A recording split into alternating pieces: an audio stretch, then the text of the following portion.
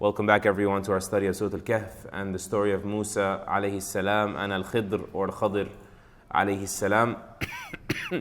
And we left off last Friday at the end of the road between Musa alayhi salam and al-Khidr, right? Musa alayhi salam was accepted as a student under al-Khidr, even though he warned him, you're not going to be able to hang with me. It's just, you're not going to be able to show the necessary patience to hang with me. And then he said, I promise. He said, don't ask anything unless I initiate first. They got on the ship, he punctured it, he objected. I said, you're not going to be able to. They went, he killed the boy, he said, I said to you, you're not going to be able to, when he objected the second time. The third time, he didn't ask any question, but still, he made a suggestion, and he was out of line, because the agreement was, حَتَّى أُحْدِثَ لَكَ مِنْهُ ذِكْرًا. Don't get involved, don't speak until I initiate some mention of what I'm doing, some explanation of my conduct to you. And so he said to him at this third time, هَذَا فِرَاقُ بَيْنِي وَبَيْنِكَ. This is the point of separation between me and you. سَأُنَبِّئُكَ بِتَأْوِيلِ مَا لَمْ تَسْتَطِعْ عَلَيْهِ صَبْرًا. I will now explain to you what you could not bear patiently. And so he explains the three events. The first of them he says, أَمَّا السَّفِينَةُ فَكَانَتْ لِمَسَاكِينَ يَعْمَلُونَ فِي الْبَحْرِ. As for the ship that I punctured, it belonged to some needy people, poor people, needy people, that work at the sea. فَأَرَدْتُ أَنْ أَعِيبَهَا. And so I wanted to render this ship somewhat defective. I wanted to damage the ship. وَكَانَ وَرَاءَهُمْ مَلِكٌ يَأْخُذُ كُلَّ سَفِينَةٍ غَصْبًا. Because behind them, here it says ahead of them, I'll explain it in a second. Behind them is a king, a tyrannical king, a pirate king, an oppressive king of the seas, who seizes every good ship by force. Every good ship by force. So, what's he explaining to Musa alayhi salam here? The scholar said, obviously, that something must have happened when they punctured the ship, right? So he says, I punctured the ship so that they would head back to the shore. Because behind them at sea, because they went back to the shore, right? They U-turned so that they don't sink, to go back to the shore to get it repaired. And so behind them was a king that takes every ship that he can make use of by force. The scholars mentioned a few other things about the wording of this ayah. Of it is that he said, فَأَرَدْتُ أَنْ أَعِيبَهَا. I wanted to damage it. Even though in the end of it he said, وَمَا فَعَلْتُهُ عَنْ أَمْرِي. I don't do things on my own. This is all revelation from Allah. But why did he say, I want to damage it? Right? Even though it is for the greater good, because the term is a negative term, damaging something, he did not want to say Allah wanted to damage it. Right? And that is, from the adab of the believer, is that when he words things, incidents, events, that are outwardly negative, you don't attribute them to Allah. As the Prophet ﷺ said, وَالشَّرُّ لَيْسَ إِلَيْكَ. He used to say in his opening dua, when he enters salah, وَالْخَيْرُ كُلُّهُ فِي يَدَيْكَ وَالشَّرُّ لَيْسَ إِلَيْكَ. That all good lies in your hands, and evil is not attributable, is not to be attributed to you, associated with you. So, if he would have said, I wanted to save the ship, then he would have said, Allah wanted to save the ship. But when it's wanted to damage, he stuck it to himself out of adab with Allah, I wanted to damage the ship. Because the outward is that it's harmful. And you find this all throughout the Quran. There's so many incidents. I'll just mention to you too, Ibrahim alayhi salam, when he's speaking about Allah Azza wa Jal, he says, He is Allah who created me, and He is the one that guides me, and that He is the one that gives me life and puts me to death, and He is the one that feeds me and gives me drink. He's mentioned what? 6 things so far. Then he says, وَإِذَا مَرِضْتُ but when I become sick, فَهُوَ يَشْفِينَ. He cures me. So he stuck sickness to himself, even though it's all from Allah, right? Allah is behind all of existence. But because sickness is at first glance seen as a negative thing, he said, when I get sick, He cures me. Subhanahu wa ta'ala. This is from the adab that we learn about how to even think about Allah, let alone how we express our thoughts, our beliefs about Allah Azza wa Jalla and our good assumptions of Him. Another instance of this we find in Surat al-Jinn. When the jinn heard the Quran, they said what? وَأَنَّا لَا نَدْرِي أَشَرٌ أُرِيدَ بِمَنْ فِي الْأَرْضِ أَمْ أَرَادَ بِهِمْ رَبُّهُمْ رَشَدًا. They said, we don't know why sort of the universe is changing, because the jinn used to be able to eavesdrop on the skies, right? But when the Quran was coming down to protect the Quran from being compromised or stolen from or mishandled, Allah set up extra security in the skies. So they said the skies changed and we don't know why. Like something big is about to happen, right? They said, we don't know. Was evil intended for people on earth? It's the day of judgment about to happen, right? The skies are changing.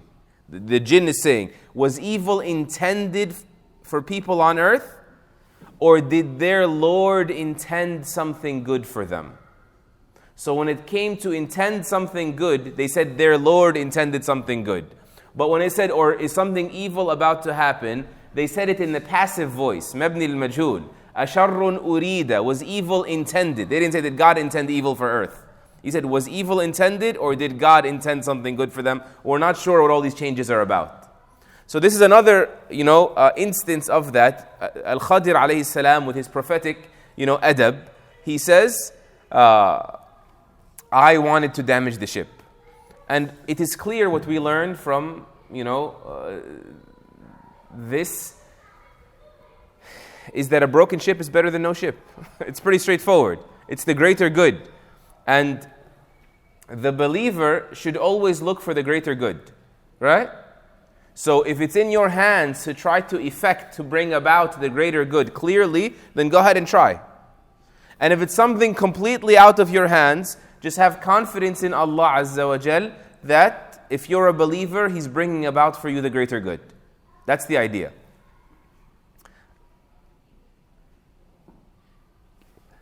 I mentioned it to the youth last week. I had come across a story a day prior, last Wednesday or Thursday, a famous allegory, like a moral of a story, a short story about a Chinese farmer. It's old, widely known story of a Chinese farmer with his son on a farm, and they had one horse that they valued very much. And so the horse ran away, left them and ran away. So everyone was saying, oh man, this is a bad horse, this is an unlucky horse. Good thing you got rid of him, This is a bad sign that your only horse and your workhorse that works with you on the farm is gone. So the father just said, maybe it is bad luck, right? And then a week later, the horse came back with 5 wild horses from the mountains. He brought back 5 wild horses. And so they said, oh man, this is a lucky horse. This is such a fortunate horse. He came back, instead of 1, now you have a full 6. It's such a lucky horse. He said, maybe. We'll see, right? Our sight is so short, right? We're so short-sighted. Hindsight in the end is what is called 20/20, right? He says, maybe, we'll see. And then his son, as he was trying to break in these wild horses, tame them so you could use them, put them on a carriage, you can ride them and stuff, the wild horse throws him off and the kid breaks his leg. And so they said, get rid of these horses. These horses are bad luck. He said, maybe. And then a war breaks out soon after that, and there's mandatory drafting into the army, and the Chinese army comes and grabs every able-bodied male. But then they see this kid with a broken leg and they say, he's useless, leave him. And so he's the only kid in town who doesn't get dragged into the army and put into a war by force. So they said, oh man, you got one lucky kid. He said, maybe. I don't know, right? But the believer doesn't just say maybe, by the way. The believer says, Allah does things for the greater good. And you as a believer need to know that Allah has something good in store for me. Whenever, I remember, I don't want to spend too much time on this. My first ever ticket, driving a car, I was 17, 19? I don't remember. But I wasn't wearing my seatbelt. So I got a ticket for not wearing my seatbelt. I was so upset. Kind of like the guys with the boat, like they got their boat punctured. I got my wallet punctured because like it was a $90 ticket. $90, jazakallahu khairan. It was a lot of money for young, jobless me. 1 week after that, I flipped the car on the highway. It was like sleet and it was very slippery, and I went into the divider and I flipped, and I was, alhamdulillah, I came out unscratched, but I was hanging when the car stopped spinning by my seatbelt, upside down. I pressed the seatbelt and crawled out of the back windshield. So I was like, oh, subhanallah, if I didn't get that ticket, right? The believer should always force himself to say, Allah has a plan for me. Outwardly it is negative. There are subtleties here that Allah is setting me up for, right? And you know, the scholar said there's few ahkam you can take from this ayah. The first of them is that just because someone has a job doesn't mean they're not miskeen, they're not needy. You see, it says these are masakeen, needy people, يَعْمَلُونَ فِي الْبَحْرِ, that work at sea. They had a job, they were fishermen, but Allah called them masakeen. And that's an important distinction. There's rulings related to this in Islam, that it is not just the faqir, the poor person. That's why I didn't like the word poor. The poor person, it's not wrong. I try to reserve poor for faqir so that I can keep needy for miskeen. There are two levels. The Prophet ﷺ said, the miskeen is not the person that is satisfied with 1 or 2 bites. You give him a date, you give him a plate, jazakallahu khairan, and he goes away. That's not the miskeen. He says the miskeen is the person that goes unnoticed. Looks like he has a job, looks like he has a house, right? But he's weighed down by the financial burdens, right? He's always wondering. He's like one hiccup, one sick day away from being in trouble. That sort of thing. And so the miskeen, like the faqir, is of the 8 that are eligible for your sadaqah. Eligible for your sadaqah and for your zakah. They're sadaqah worthy. Another one of the ahkam the scholars extrapolated or istanbatuhum, they deduced them from these verses. They said you are allowed to interfere with someone else's property for their own good. Right? Like if you don't interfere, guaranteed something worse is going to happen, then you are allowed to, you can sometimes even be obligated to interfere. So if my neighbor, for example's house is burning down, right? And the only way to save him, or even save his dog, is to break the door down to let the dog escape. You're allowed to break a person's door down, right? For the greater good. You don't have to pay for his door, Islamically speaking. You don't have to compensate. The firefighters, when they drive through a wall because they have to, right? They don't have to compensate for that.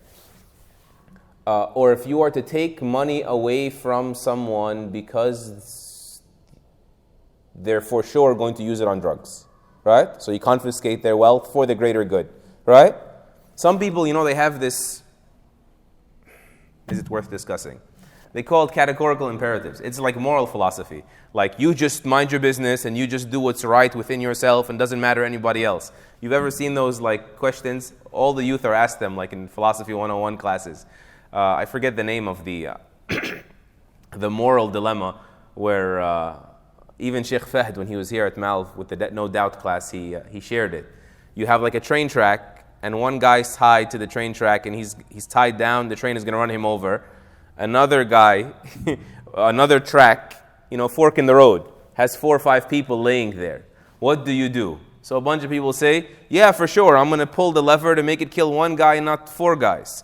A bunch of people say, no, I'm going to let it even if it kills more people, but I didn't decide that 1 person is going to die. I'm not the one who sent the train on 4 people, right? So I'm not responsible for those 4 people. Islamically, we have right here. We know what to do. If we can minimize damage, then we're obligated to minimize damage.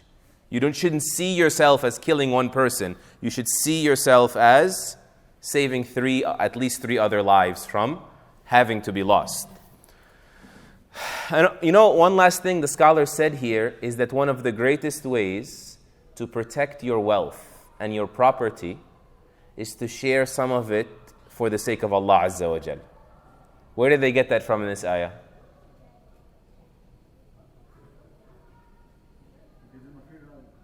Jazakallahu khairan. You guys heard him? they gave Musa and al-Khidr alayhim as-salam a free ride. Right? And so Allah protected their ship when they used some of their ships, extra space in charitable ways. One of the greatest ways to protect and grow your money is to invest it in the way of Allah Azza wa Jal, through charity and donation. So let's start our fundraiser. Then we move on to the second one. وَأَمَّا الْغُلَامُ فَكَانَ أَبَوَاهُ مُؤْمِنَيْنِ فَخَشِينَا أَن يُرْهِقَهُمَا طُغْيَانًا وَكُفْرًا. And as for the boy that I killed, his parents were true believers. They were good Muslims. And so we as al-Khidr, it's just the royal we, just like when humans say we have decreed when they're like royalty or kings. We feared that he would pressure them into defiance and disbelief. Once again, I only did this for the greater good. I did this for the sake of his parents, what Allah revealed to me to do. Obviously, no one is allowed to do this but the prophets, because only they are infallible. No one is ever going to say, take an innocent person's life because just in case, right? They may do something bad. وَالْعِيَاذُ بِاللَّهِ. This is exclusively to the prophets for sure. But we feared that he would drive his parents into a miserable state by his defiance and his disbelief. And of course, at face value, we all know from the Quran, children can be an enormous trial for their parents, cause their parents to steal, cause their parents to bribe, cause their parents to oppress others, right? Other families or other children, and so on and so forth. Neglect their duties, neglect their prayer, neglect their zakah because I need to save up more for my kid and have a good stash waiting for them. Neglect the jihad if jihad is upon a person, say, oh, who am I going to leave my kids to, and so on and so forth. They're going to become orphans, my wife's going to become a widow. So many, Allah Azza wa Jal said, إِنَّ مِنْ أَزْوَاجِكُمْ وَأَوْلَادِكُمْ عَدُوًّا لَكُمْ. Certainly among humanity, among your spouses and your children are enemies for you. Not necessarily an enemy that is open, confrontationally hostile, even malicious, puts poison in your food. An enemy is someone that could harm you, right? They, of your spouses and your children, are those that are enemies for you. And the next ayah says, إِنَّمَا أَمْوَالُكُمْ وَأَوْلَادُكُمْ فِتْنَةً. Your wealth and your children are nothing but a trial. That's what it all boils down to. It's not a pure blessing. It's one of the greatest blessings of this world, but it could also harm you. That's the idea. It still does not remove it from still being a trial. And so you think about it, like al-Khidr killed this boy, and how would people react? Like, the child died so young, didn't get to enjoy his childhood, right? That's the reaction, right? When a child dies, why did God let this happen? Such a pure soul. Allah wanted that pure soul to exit this world pure. It was in the child's best interest as well, not just his parents. The majority of Ahlul Sunnah are of the view that children, even if their parents weren't believers, but if they die before the age of adulthood, they are automatically in Jannah.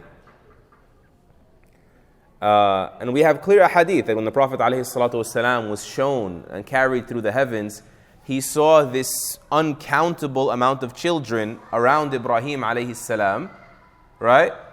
And he was told, who are these? These are the people that died young. And some narrations, they gave him more detail. These are awladul mushrikeen. These are the children of the mushrikeen, of the pagans and idolaters, are under the care of Ibrahim alayhi salam until the day of judgment. And subhanAllah, some of the scholars even said, because the ayah that says, يَطُوفُ عَلَيْهِمْ وِلْدَانٌ مُخَلَّدُونَ, these eternal children that get to live forever in Jannah, يَطُوف, they roam around the people of Jannah. They said, these children, they don't actually have a home. Every home is their home. Like today I'm going to the Prophet's house, alayhi salatu wassalam. Tomorrow I'm at Umar's house, right? And so outwardly, this kid died, didn't get to enjoy his life, and so on and so forth. But Allah Azza wa Jalla wanted to protect his parents from going astray had he remained alive, and to protect that child from dying liable for the disbelief they would commit.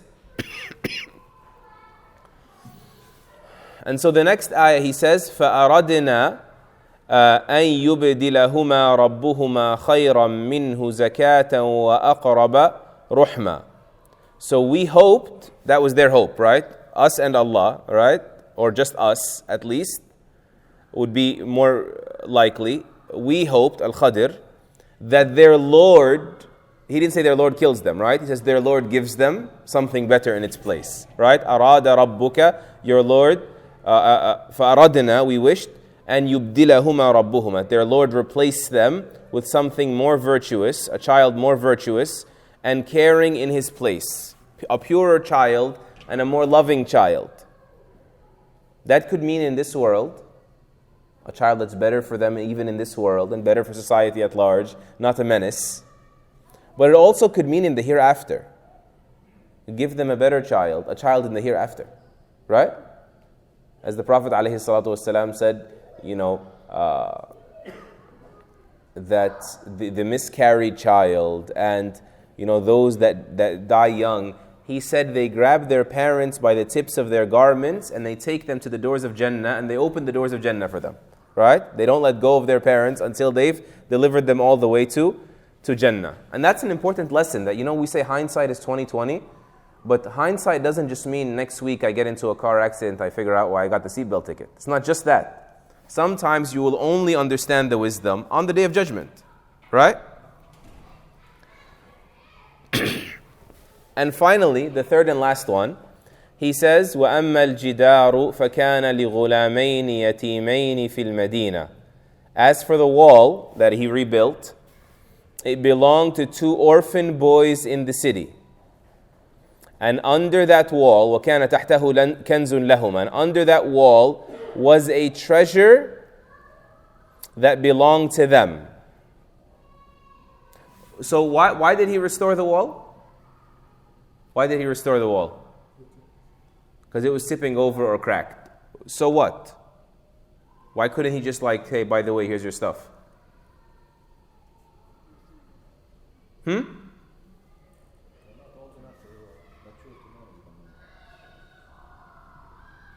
Number one, they were very young. Orphans mean children, right?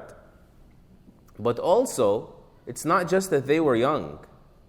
They were in a pool of sharks. Right or wrong? Remember we said not a single person wanted to feed Musa alayhi salam al-Khidr. So this is like an extremely stingy town. These people were, seething with greed. So if they found out there was a treasure there, you think they were going to let the orphans keep it? They wouldn't even spare some food. Not a single one of them. They kept going to each person in the town, and all of them said, nothing at all. Not even a sip. Not even a night. Get out. So there was a treasure that belonged to them, and their father had been a righteous man. Their father was righteous. In the Arabic language, not just in the language, also in the Sharia in general, the word ab, which means father, can also mean upwards. Well, no, I don't mean the sound. I mean it can mean the grandfather or the great-grandfather. Those are ab. The same way the grandson is considered a son. Right? When the Prophet ﷺ said, I am the result of the dua of my father Ibrahim. He didn't mean he's his immediate father, right? He didn't say that. Or when he said, Ana ibn Abdul Muttalib, I am the son of Abdul Muttalib. He's actually the grandson of Abdul Muttalib, right? And so, some of the historical reports, and this was actually the view of Ibn Abbas radiallahu anhuma and others, that their righteous father was actually not their immediate father, but their seventh grandfather. And this is profound because it shows you now that the righteousness of a parent can reach generations later, can emerge and benefit a child many descendants down the line. And so he said his father was righteous. فَأَرَادَ رَبُّكَ أَنْ يَبْلُغَ أَشُدَّهُمَا. And so your Lord, once again, wanted them to reach full strength, to come of age, of a strong age, and then retrieve their treasure. وَيَسْتَخْرِجَ كَنْزَهُمَا رَحْمَةً مِّن رَبِّكَ. This is all these three accounts, why I operated this way. رَحْمَةً مِّن رَبِّكَ. It is a mercy from your Lord. وَمَا فَعَلْتُهُ عَنْ أَمْرِي. I didn't do it on my own. ذَلِكَ تَأْوِيلُ مَا لَمْ تَسْطِعْ عَلَيْهِ صَبْرًا. That there is the interpretation, the explanation of what you couldn't bear and wait to see yourself, to hear yourself. Of the lessons in this ayah is that if your rizq from Allah is delayed, don't panic. Right? Allah delayed their rizq. Your rizq may be delayed. Some provision from Allah, your wealth, your child, your marriage, having a kid, having a spouse, having wealth. These things may get put on hold. Don't fret. Remember that Allah Azza wa Jal could keep those things buried out of your life. They don't yet surface. For wisdoms only He knows. Another lesson that we kind of already alluded to from this ayah is you should be far more worried about your own righteousness than the righteousness of your child or even the righteousness of your spouse. You know, a lot of times people say, I'm trying so hard, but my wife or my husband, they're not religious, they don't want to be religious, they don't want to help, we're not on the same page. And this happens a lot, right? This happens a lot. Someone decides to be more committed to Allah's deen later on in life and the spouse is not catching up or whatever it is. This ayah is saying that one parent is enough, doesn't it?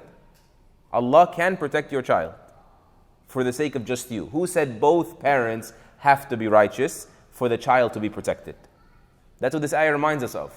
So yes, you want to try to see righteousness and cultivate righteousness in your child. And yes, you want to see righteousness and encourage righteousness in your spouse, but prioritize your own righteousness if you want Allah to protect your children. And you know, like if Allah protected the money, the savings of these orphans because of the righteousness of their father, then Him to protect them in deen is even more likely, because deen is far more valuable and far more important. Right? Sa'id ibn Musayyib rahimahullah, he used to say to his son, يَا بُنَيَّ إِنِّي لَأَزِيدُ فِي صَلَاتِي مِنْ أَجْلِكَ رَجَاءً أُحْفَظَ فِيكَ. My dear son, I extend and increase in my salah because of you, out of hope that you will be protected for me, for the sake of my righteousness. And then he says in the end, all three incidents, رَحْمَةً مِّن رَبِّكَ. This was all a mercy from your Lord. Like imagine the perception. Imagine being the guy on the boat. I just let you on for free, and you just broke my boat. And fast forward, did they ever find out there was a pirate ship? They may have never found out. Right? So it was the mercy from Allah that was never discovered. And that is why the scholars say most of Allah's favors, ni'am on us, are mansiyya wa makhfiyya. Either forgotten, you noticed it, but like you just take it for granted, or makhfiyya, hidden, you don't notice it to begin with. Right? Like, think about the amount of dangers that surround us, guys. Not just pirates, like in the air right now. Who knows, how many strands of deadly bacteria or viruses went like this and never went up an inch closer or went up who knows, right? Or you took in a small amount and did get sick, but Allah allowed the majority of that gust to just, that would have overwhelmed your system to not get into your body, right? Unnoticed, makhfiyya, hidden subtle protections from Allah all the time.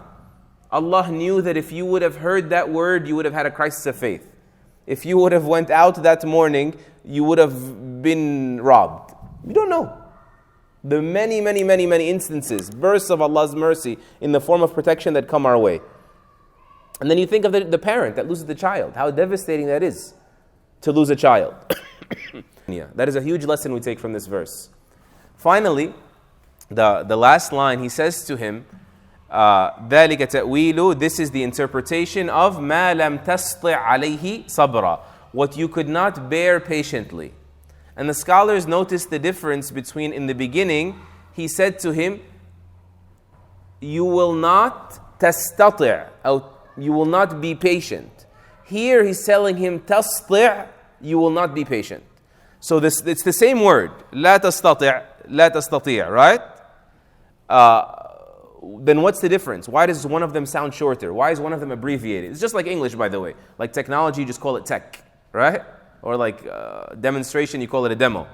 So here, Al-Khidr says to him, this is the interpretation of what you, and he abbreviated the word tastati' into tasti'. Why did he do that? One group of scholars said, perhaps he lightened the word, because he's trying to express to him, now it's light to handle, right? If only you knew that. So it was almost reflecting the now eased psychological state, if you will, of Musa alayhi salam after the explanation is there. Now you would have been patient, right? The other group of scholars said he shortened the word as if to tell him, you will not get another letter out of me. That's it. Gave you 3 explanations, have a nice day, sorry, we can't be friends anymore on this mission. And that second interpretation was echoed by the Prophet ﷺ, because he said, وَدِدْتُ أَنْ لَوْ صَبَرَ Musa, I wish that Musa ﷺ had been more patient, so we could have learned more from, the adventures of this wise man, of this wise messenger and prophet, Al-Khidr alayhi salam. So that's it, we're done. Maybe, once again, this is the story of knowledge, and that no matter how knowledgeable you are, there will always be things you can never know. And there's a lot of subtleties in this surah that are extremely interesting. Like one of them, I told you, the scholars mentioned that those 3 incidents should have been very familiar to Musa alayhi salam, and he still couldn't catch them, right? How are they going to survive like this when you puncture their ship and your mother put you in a basket and you survived? You should have caught it before anybody. And the incident of, the second incident, he killed the boy. It's not what it seemed. You also had killed someone accidentally, right? When the Banu Israel, the man from the Israel was fighting, you should have noticed. It's not what it seems. It was not evil, even though it may have looked so. Then the third incident, helping the 2 orphans and not taking payment. You helped the 2 girls at the well when you fled Egypt after being accused of murder, and you got to Madian, you helped the 2 girls, and you didn't ask for it despite your need either. So they were so close to home, yet you didn't catch it. So it is the story of knowledge and being humbled no matter how much knowledge you have. They said that why did Musa alayhi salam have to meet Al-Khidr at the place where the 2 seas met? Perhaps it's because they were 2 seas, basically. They were 2 most knowledgeable men on earth, right? They were the 2 giants of ilm. And they come together, and then Al-Khidr says to them, us 2 take nothing from Allah's knowledge. The same way this bird takes nothing from the ocean, right? And they said also something else that was interesting. I don't know, what to make of it. They said that it was only when Musa alayhi salam became hungry did he retrace his steps and find Al-Khidr. And it was only when they got to the town and they got hungry and they weren't fed was it time now to retrace the steps and talk about the story. What exactly happened in this story? What is the connection between that? Allah Azza wa Jalla knows best. Ultimately, these were, symbolic. Not to say they're unreal, but to say they represent countless incidents in the human experience. And once again, the Al-Khidr was a prophet and a messenger and was not regulated or under the law of Banu Israel. He is not some supernatural figure that represents people that have a higher state that don't need to belong to, revelation, basically, right? The revelation of Allah Azza wa Jal has priority. Don't tell me you got a cryptic message from God in your dream or some mystic message and you can violate the Sharia. The scholars all agree that this is ludicrous. This is insane. Because revelation is for us all. The Prophet Muhammad was not sent to Banu Israel or Banu Umayyah or Banu Quraysh. He was sent to the whole world, right? Unlike Musa alayhi salam. And also because the wahy itself is clear. And whatever disclosures you might get from Allah, we believe Allah may disclose certain things to people, absolutely. But how do you know it was Allah and it wasn't the shaitan, right? So the clarity of revelation, not just does it apply to us, but it is reliable, right? It is definitely not wasawis al-shayateen. Whereas anyone else after the prophets, the line of transmission, the connection, sorry for the tech terms, may not be secure. You cannot guarantee the connection is secure. You are not a prophet. Wallahu ta'ala a'lam, wa sallallahu sallam wa baraka ala nabiyyina Muhammad wa ala alihi wa sahbihi ajma'in. May Allah continue to teach us that which benefits us and benefit us with that which He has taught us and keep us rightly guided with the manners of the prophets and their taqwa, or a share of it, of course. Allahumma ameen. Barakallahu feekum. Assalamu alaikum wa rahmatullah.